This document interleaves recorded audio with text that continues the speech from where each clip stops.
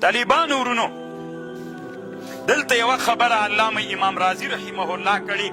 الله دې په امام رازي باندې رحم وکړي. طالبانو ورونو خبره به یې ورې واورو چې امام رازي رحمه الله څه وایي. امام رازي رحمه الله داسې لیکلي دي،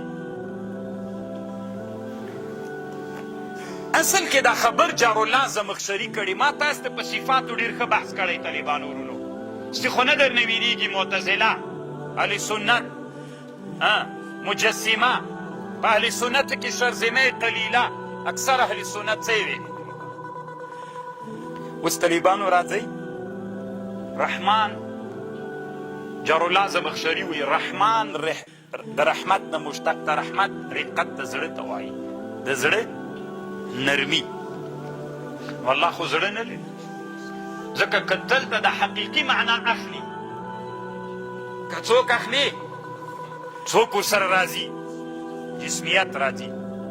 نو چې جسمیت راغی د الله په حق کې دا خطرناکه مسله ده.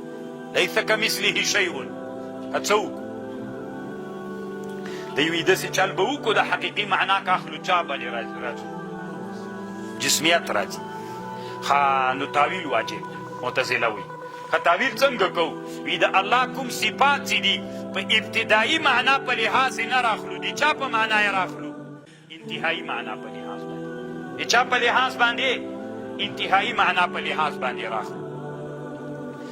یو سړی چې په چا باندې زړه مهربانه سي، چې یې ورسره کوي احسان، نو د انتهایی معنا په لحاظ راخلو. نو رحمان څه معنا طالبانو؟ محسن. الله څوک ده؟ رحمان څه معنا؟ محسن. تاویل یې وکړه، خبر پوه شو؟ دا د معتزله رای. اوس طالبانو د الله یو صفت دا ده غضب، غضب الله. نو غضب څه ته وایي؟ غلیان الدم، وینه په چا باندې راتلل؟ په جوش. نو دا خو طالبانو که حقیقي معنا راواخلې د غضب، نو حقیقي معنا سره خو جسمیت لازم ده. نو چې هغه لازم سو، څوک را لازمیږي؟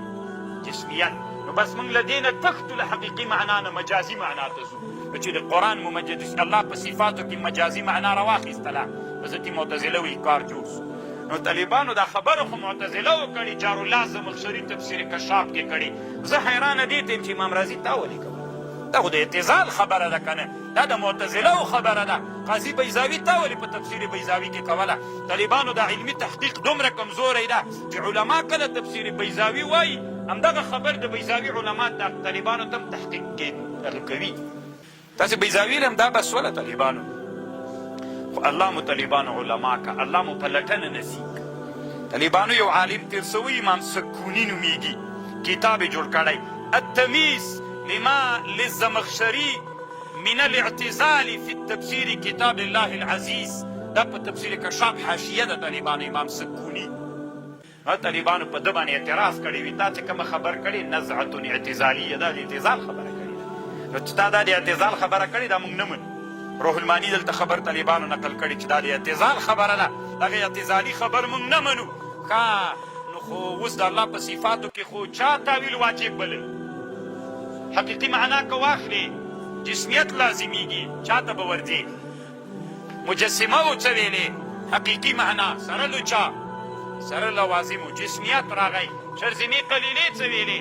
حقیقه معنا همدغه د رحمت خپله معنا، د غضب خپله معنا، سره نفی د لوازمو. اهل سنتو څه ویلې؟ الله پاکه ته رحمان یې، د تا په حق رحمانیت چې ته د ځان دپاره کومه معنا تېر مرادې موږ په غیمان. دا د چا رایه سوه؟ اوس طالبانو که دغسې د الله ټول صفاتو سره خو بیا څوک لازمیږي؟ جسمیت. اوس علم، الله عالم ده که نه؟ علم چا ته وایي؟ حصول صورت الشی. حصول صورت الشی طالبانو خو دا خو جسمیت لازم سو، نو خو بیا به تاویل کوي. نو چې تاویل دی که په بله ورته کې لاړوي، نو که خبردار الله ته عالم یې په کومه معنا باندې چې تا د شانه سره مناسب ده، په هغه معنا ته عالم یې. عالم خو یې، خو د تا علم، زموږ علم خو د الله علم نه ده که زموږ علم صورت الشی حصول الله علم، الله د تا د شان سره چې څه رقم ته موافقه دغسې علم.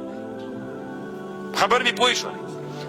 معتزله و چې جارالله زمخشري د رحمان معنا په چا وکړه؟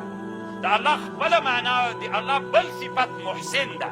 که رحمان څه سو دی طالبانو هلته ویوړ دا صفت څه سو نو خو لیونه خو تښتېدلې چې تجسیم کې واقع نه سي په چا کې واقع سوي معطل کې واقع سوي معطله دې ځان نه جوړ کړ یا الله صفت دې نفي کړه دا هم ډېرې خطرناکه خبر ده موږ زوی مړي طالبانو نه تجسیم کې واقع سولو نه منفي د صفاتو څومره ښه خوندوره به خو دلته یې تاسې یوه بله خبره هم درسره واورئ د ابوالحسن اشعري نه د طالبانو امام ابوالحسن الاشعري دی اول کې معتزلي تېر سوی ښه اول کې څوک تېر سوی ډېر وخت یې په اعتزال کې بیا وروسته طالبانو ورونو داسې کتابونه جوړ کړي چې دی له اعتزال نه ګرځېدلی دی وایي روح الماني چې دی یو لوی عالم له علماو د چا نه د اهل سنتو نه ده نه طالبانو د صفاتو متشابه په اړه باندې چې تاویل د ده نه نقل ده په کتابونو د ده کې د امام ابوالحسن اشعري نه یا د هغه زمانه وه طالبانو ورونو چې دی معتزلي و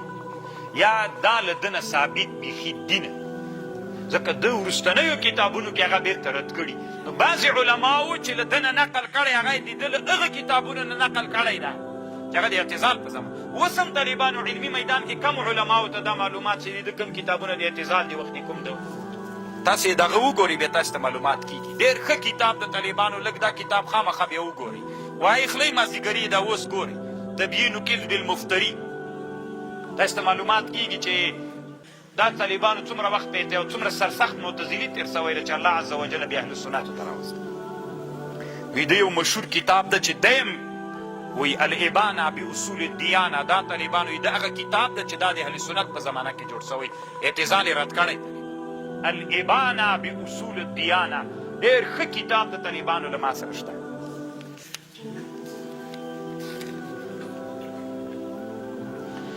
بسم الله الرحمن الرحیم شروع کو په نام د الله الله چې رحمان ده رحمان څه معنا لري حقیقی معنی اخلی تجسیم راځي که تاویل کوي اعتزال راځي الله ته رحماني په هغه معنا چې د تا د شان سره لایق ده په هغه معنا ته رحماني مونږ په ایمان لرو رحمان اطلاق له الله نه بغیر په بل چا کیږي بعضې علما وایي طالبانو که چېرته که معرب وي بیا نسی کیږي که نکیره وي بیا الرحمن بغیر د الله نه په بل چا اطلاق دی رحمان لالا بیا طالبانو اطلاق صحیح کیږي ځکه نکره شو اما طالبانو صحیح خبر دا ده د رحمان اطلاق له الله نه بغیر په بل چا باندې نه کیږي